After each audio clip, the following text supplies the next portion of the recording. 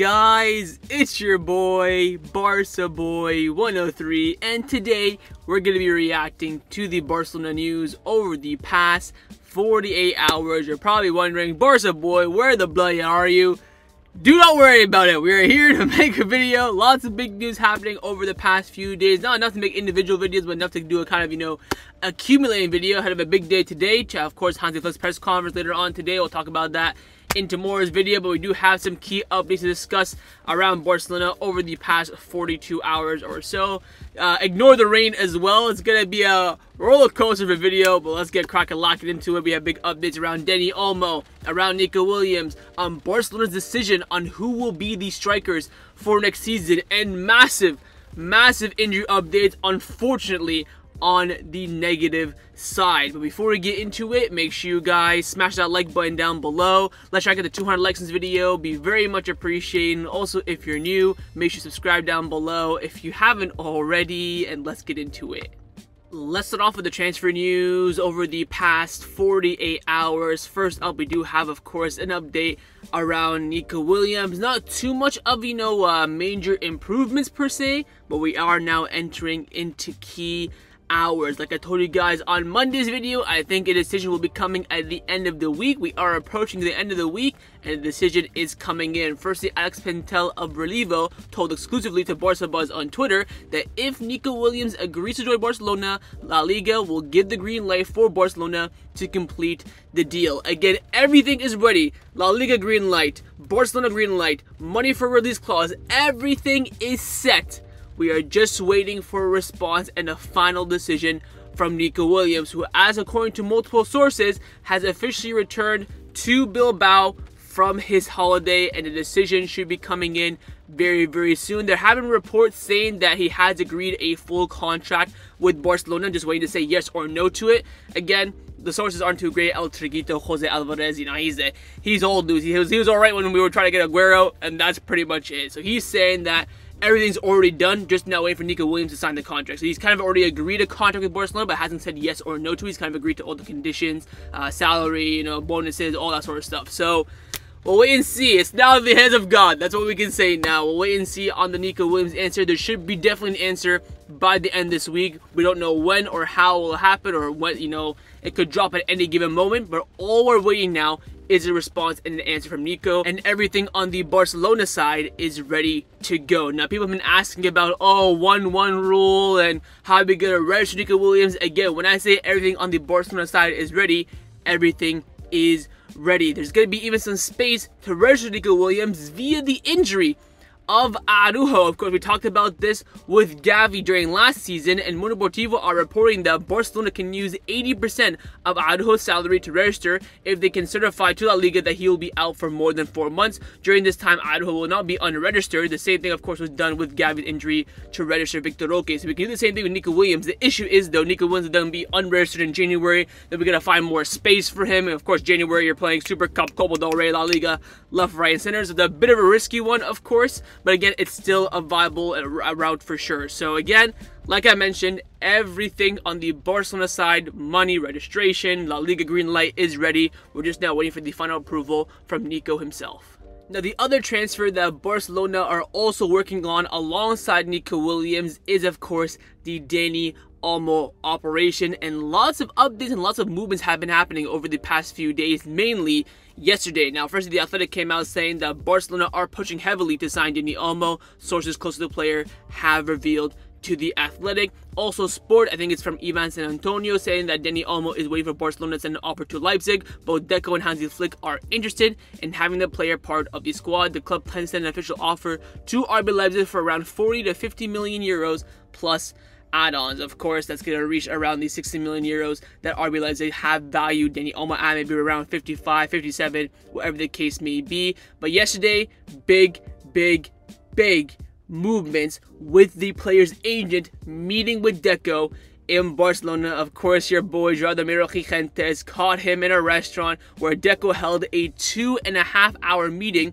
yesterday afternoon in Barcelona with Javier, Lopez, and Andy Barra, who are of course the agents of Dani Olmo. The meeting aimed to negotiate the potential transfer of the RB Leipzig player, and again, they're studying the option and possibility of signing him. So again, nothing is for certain. Again, Joao Cancelo did emphasize a lot that Nico, Dani Olmo, both different operations. It's not one or the other. The club want to do both. Again, Nico Williams, like I already said to you 5 seconds ago, everything is fine to bring in Dani Olmo, of course.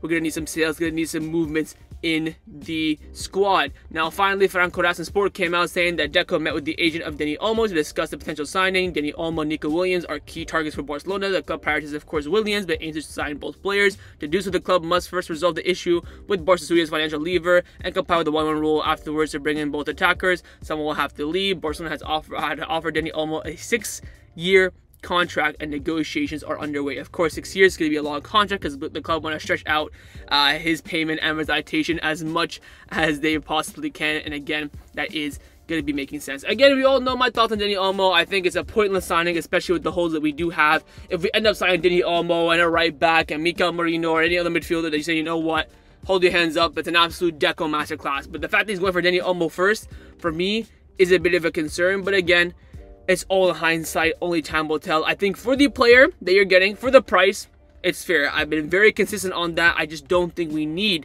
Dani Olmo. I don't think that 60 million should be going towards Dani Olmo first. I don't think that 60 million should even be considered for Dani Olmo right now. That's how I see it. But for 60 million, as a package deal, especially not even a fixed fee, I think you're definitely getting a good player out of it, but a player that you can definitely argue whether that Barcelona need or not, especially for the money that could be invested elsewhere. So we'll wait and see how things happen with Dani Olmo. I think this will probably progress once we get an answer from Nico Williams. Again, if Nico Williams says no, we're flying to Dani Olmo, by the way, which again, I don't mind. Of course, we don't get Nico Williams. It does have a better case for Dani Olmo, so keep that in mind. If Nico Williams says no, Deco is flying to Dani Olmo like no tomorrow. So we'll wait and see on that, as Barcelona are still making work on the Dani Olmo operation. Now, a player that I believe that Barcelona should be signing ahead of Dani Olmo, and the club are still interested in him, but no strong movements have been happening recently, is of course for one of the Joao Cancelo. I believe Fabrizio Romano tweeted yesterday that Villa are very, very, very keen, very interested in Joao Felix, so we'll wait and see on that. But with Cancelo, Gabriel Sanz of Mundo Deportivo came out saying that so far there is no progression in negotiation between Barcelona and Man City for Joao Cancelo. The club's offer is far from what Man City is demanding. They prefer a sale and ask for around 30 million euros, where Barcelona only want to loan him again. I think the club is going to make some movements here. I mean, you gotta bend. Okay, like I said, with Joao Felix, I would not bend. With Cancelo, I would bend a little bit. Maybe offer a loan with a buy obligation if certain conditions are met. We win a title, he plays 30 games, or he's available for 80% of the games we play. Something like that. I think for 30 million, I think he's worth it. Maybe if you break that down to fixed, I think at the fixed fee, no. But as a package deal with add-ons, I think he is worth it. I think he's a player, again, like I mentioned, very versatile on both sides. We have not had a decent high-level left back, or full back, should I even say, on the right-hand side since Dani Alves left in 2016. Of course, peak Dani Alves, I know he came back. But even when he came back, he still was better than Semedo, Alex Vidal, and all the other right backs we ended up having, maybe even Roberto as well. But I think Cancelo is a top full back. I get it, he had a crap the last 2 months of the season. Defending is shy, but hopefully in the Flick system, he won't have to do too much defensive work. He'll maybe come down to those transitional midfielders in the double pivot, and also the center backs as well. So I would get this deal done. I think this should be the higher of a priority than Dani Olmo for sure, but we'll wait and see what the club do decide. I think they may play the long game a little bit here with the future of Cancelo. But we'll wait and see. Again, everything is still intact. Both teams remain in constant contact and negotiation, and both teams are in favor of this operation happening, but we're still waiting for a breakthrough to happen. Now, Barcelona have made their first signing of the transfer window. It's a surprising name, of course, not one that deserves his own video. That's why I'm chucking him into this news video. It is Pau Victor. Now, reports came out 2 days ago from the Catalonia media from the Girona side saying that Pau Victor will become a Barcelona player. An agreement was reached with Girona for just a bit more than 3 million euros, and he will train under Hansi Flick's order. Gigantes, of course, got some videos of him signing his contract, him, outside of Ciudad Deportiva Joan Gamper after his contract signing, saying that he will be part of the first team. Now, this is very, very interesting, of course, in regards to the future of Victor Roque. But Pau Victor, of course, the star striker for Barça Athletic last season, who was on loan from Girona. We had a buy option for 2 million euros that expired in April. Of course, did not activate it, and now we're paying 3 million. Apparently, the 3 million is a total package. I think it's 2.5 fixed plus variables that can just reach over 3 million euros. So again, overall, Barcelona have made their first team signing. So this summer so far, Barcelona has spent 5 million euros on Pau Victor and Mbake. That's what we got this summer so far. So hopefully there's, of course, way more coming in. Of course, we talked about them previously, but our first signing is in. And we'll wait and see what happens with Pau Victor's future. I think there's a very high chance of a loan move. I think there's also a high chance he may even go back to Barça Athletic as well. I think there's also a decent chance we may sell him on for more money elsewhere. So I think all options are on the table for Pau Victor. I think him staying at the first team, beyond the summer or going into the season is quite unlikely, especially with the amount of striker options we do have, and something we have to get rid of as well, of course. But again, the club saw his potential. He did excellent work and had an excellent season with Barça Athletic last season, and of course it's a warrant deal, $3 million. Can't go wrong with that, and we'll wait and see what happens in regards to his future, and we'll wait and see how he performs in preseason as well in America. Let's now discuss the players that have been rumored to leave Barcelona over the past 48 hours. First up was Ilkay Gundogan. Of course, he had a contract offer on the table from Qatar, which in the end, according to early reports, he has rejected. Even San Antonio Sport came out saying that Ilkay Gundogan is not thinking about leaving Barcelona. Of course, this would have paved the way, opened a big door up for Dani Olmo in the midfield. Again, I think I'm in the minority of, wanting to switch. Not wanting to, but I wouldn't mind switching Gundogan with Dani Olmo in terms of, player profile, longevity as well. I get Gundogan's a fantastic player, world class, best player for Barcelona last season. But, he's on the older side, only 1 year left on his deal, where Dani Olmo, he's young, he's fresh, he's, coming off the back of a brilliant Euro campaign. So I don't know. I wouldn't have minded per se, but I also don't mind Gundogan staying. Very, very happy with him, and it looks like he is still pushing on staying at Barcelona. So we'll wait and see what happens with his contract. Again, he's going to be a free agent in 2025. By the way, the free agent market in 2025 is looking hella sexy. Your Trents, your Kimmich, your Leroy Sané's. There's just a few names. I've seen the list, but I forget the names off the top of my head. But bloody hell, the 2025 free agent market is going to be crazy. But again, with Gundogan, he's very keen on staying at Barcelona past this summer, and we'll wait and see how things do develop in regards to his future.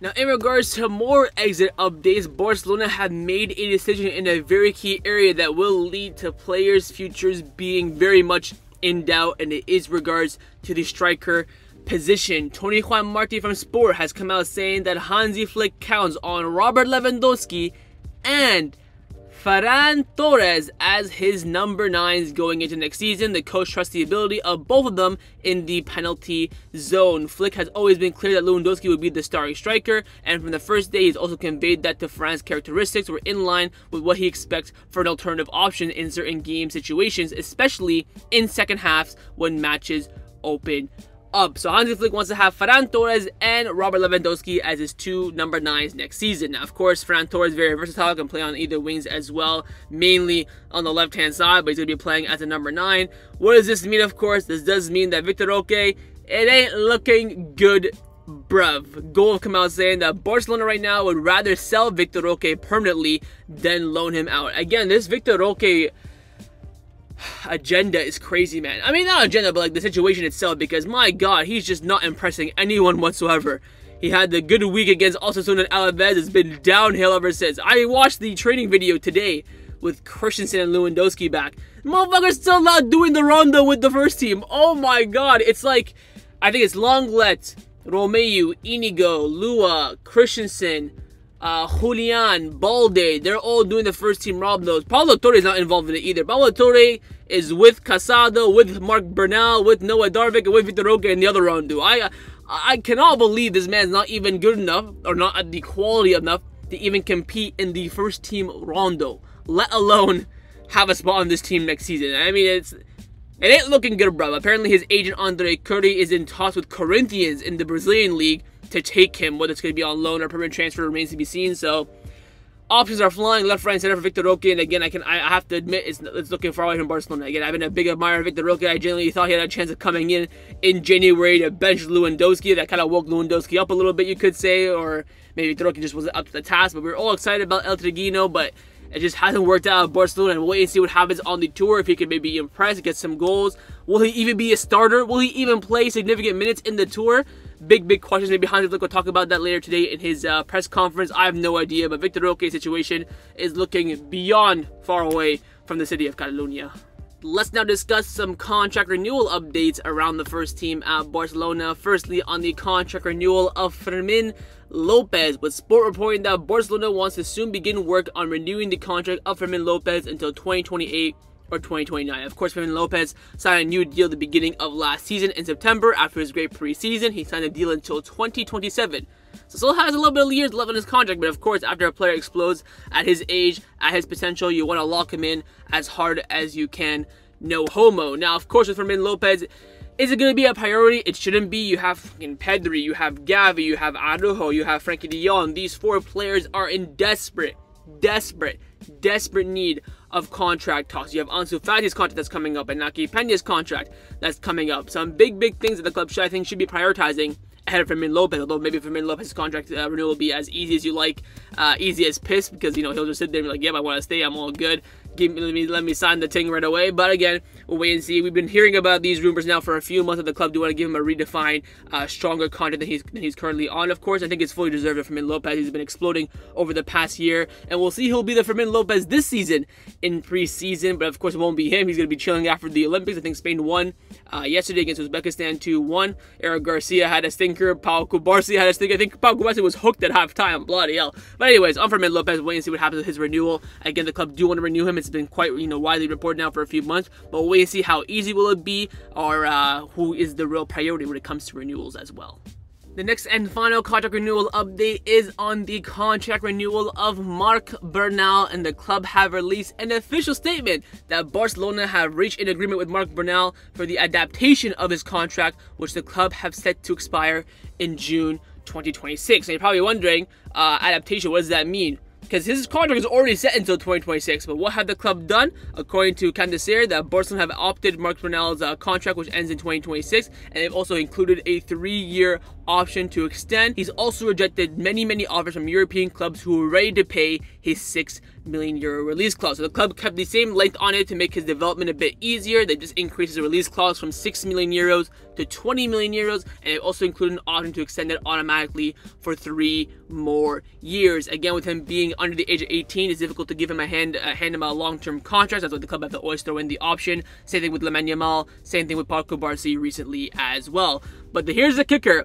A lot of clubs told Barcelona, hey, we're ready to activate his €6 million release clause, but Marc Bernal said no. He wants to succeed at Barcelona, and that is the mindset to have. I'm talking to you, Mr. Marguello, you twat.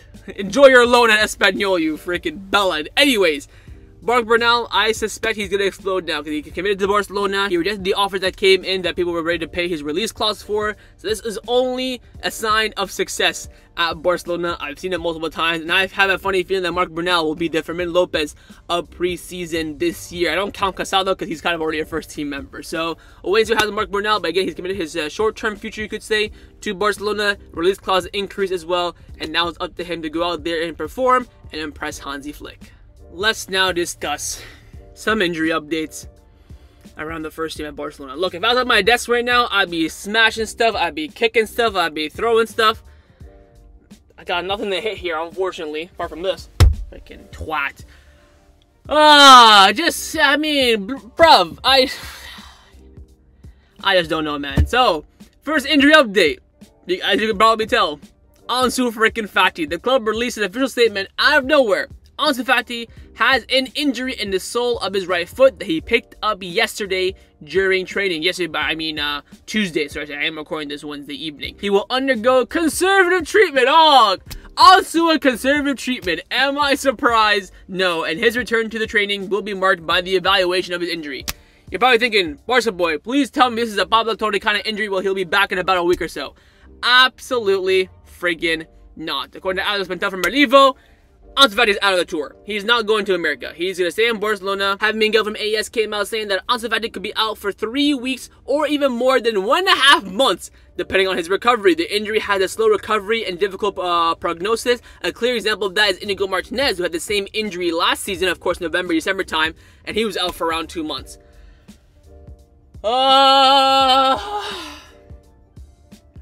Ansu, you let me down. This is why I sold my stocks. I've been saying now for 2 months, Ansu, get fit, get on the plane to America, and prove everyone wrong. Could not get even on the plane.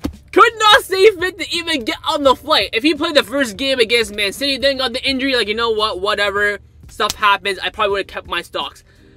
Could couldn't even get on the plane. Not even on the Toyota. Not even on the plane, man.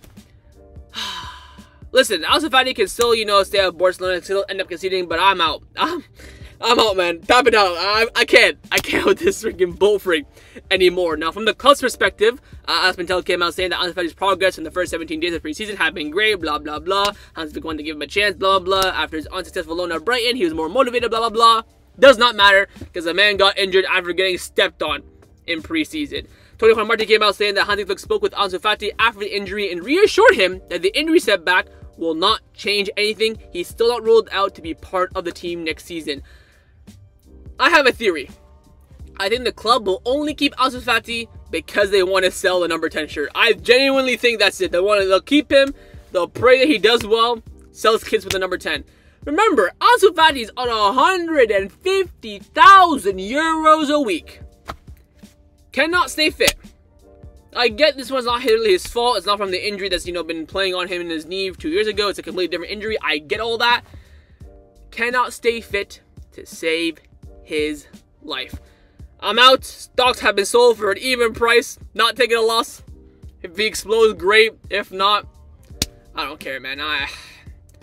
You know how good I was. Ansu Fati was the one I was excited about the most. Could not even freaking get on the plane. And you think this is bad news? Oh, don't worry, lads. It gets worse. We also have an update on the injury of Frenkie de Jong, with Javier coming out saying that Frenkie de Jong will not participate in the U.S. tour. The player met with Hansi Flick, and both parties decided it's best for him to continue his recovery.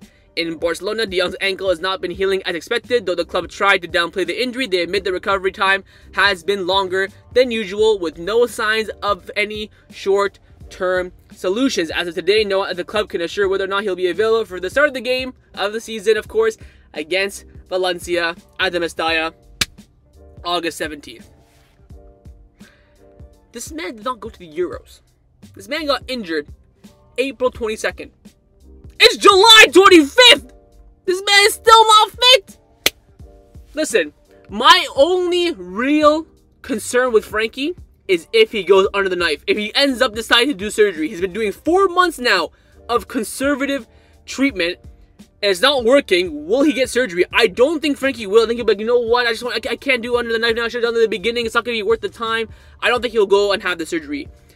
I think Frenkie will probably come back around September, if I'm being honest. If he's not back by September, I send him to surgery. He'll be out till 2025. Pfft, join the list. Who cares at that point?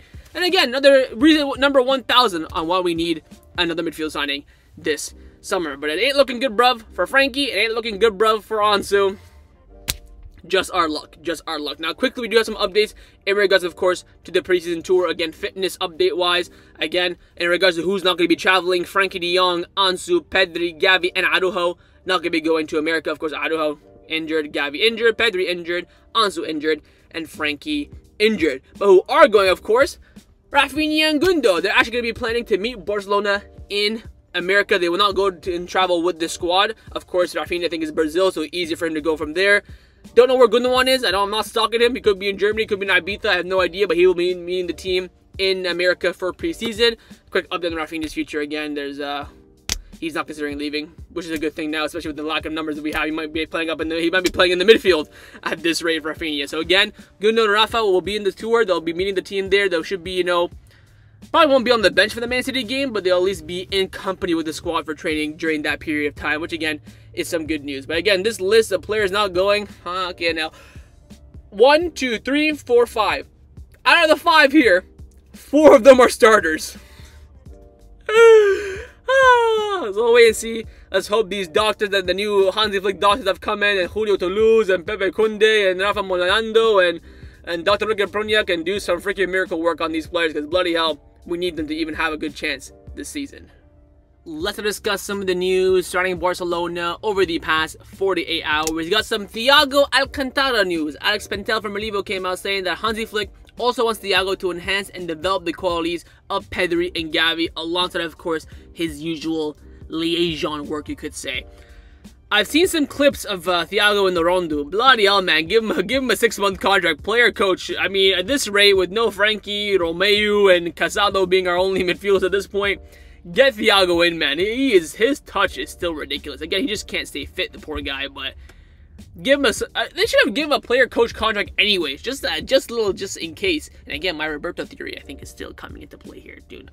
Get Barca boy, visionary. I'm just top tier. Anyways, we'll wait and see if Thiago can help, enhance Pedri and Gavi. I think he's definitely someone that should be working a lot, especially closely with Pedri. I think they're kind of the same type of player. I think Gavi's kind of, in a mold of his own. Maybe he can help on the technical side of things. But again, this is why you're bringing a player and also a coach, you could say, of Thiago's quality, even though he has no experience as a coach whatsoever. But his mindset of the game, his knowledge of the game, his knowledge of La Masia, the way that Barcelona should play, his work under Pep, Jurgen Klopp, should definitely help them, improve as a player for sure. And let's see how much he does influence them, and let's see if these enhancements will result into quality and better performances on the pitch. Now, this news hit us as quite a surprise, but we'll absolutely take it as a pure and utter fat W. And it's in regards to Rafa Marquez's exit. According to reports from the Mexico media, the Mexican Football Federation had to pay Barcelona a compensation of around 3 million euros to terminate Rafa Marquez's contract. Now, of course, the rumors in Barcelona were like, oh, he didn't even sign the contract. It was all just verbal agreement, but it was totally done. That's why the club and the Rafa announced it. They had no problems with that. He apparently didn't even sign the contract, but we ended up getting 3 million.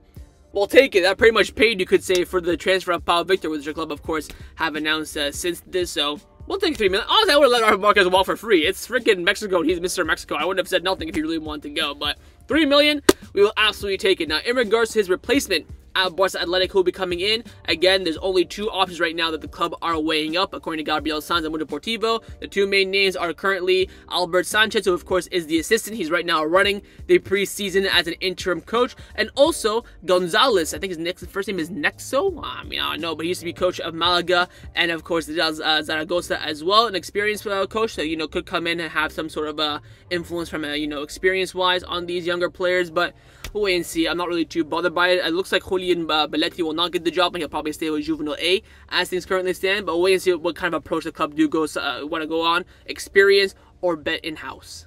Now, the final topic that I want to discuss for an end off this video is in regards to the president of La Liga, Javier Tebas. And is he going to jail? Is he going to be locked up before Bartomeu? I don't know, he might be. According to the Administration Court of the Sport, they have decided to open up a case against the president of La Liga, Javier Tebas, that could lead to his permanent removal as the president of La Liga. The case argues that Javier Tebas called an assembly, which approved, of course, the CBC deal with 8 days notice and not the 10 days required by regulations. Now, following this, summons, you could say, from the court, Javier Tebas spoke with Cope and said to all those people who think I'm going to get suspended, keep sitting and waiting. Probably that's going to happen. I've seen so many people and presidents and mumbo jumbos get cases left, right, and center. Who's really gotten to jail? I've seen people pay fines and that's it. So, not really bothered by this. Again, Javier Tebas is kind of, growing a little bit on me, and I think on Barcelona as well. Yes, his rules are fucking strict as shit, but in the end, it's the betterment of the club. There's a reason why we're getting healthier, is because of his rules. I think one of the factors is, of course, his rules in place. He's been compliant with Barcelona as of late. Again, him running La Liga is on that great no goal line technology and all of that. That's his prerogative. It's whatever. So we'll wait and see. I mean, if he has to go to jail and he has to get suspended as the president of La Liga, cool. If not, who really cares?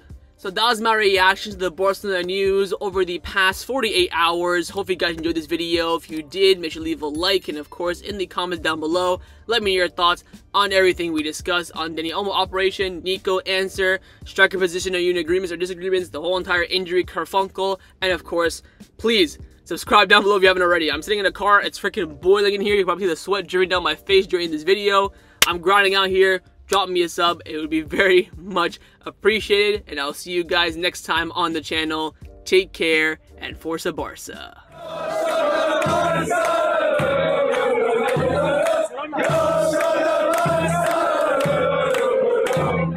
Go,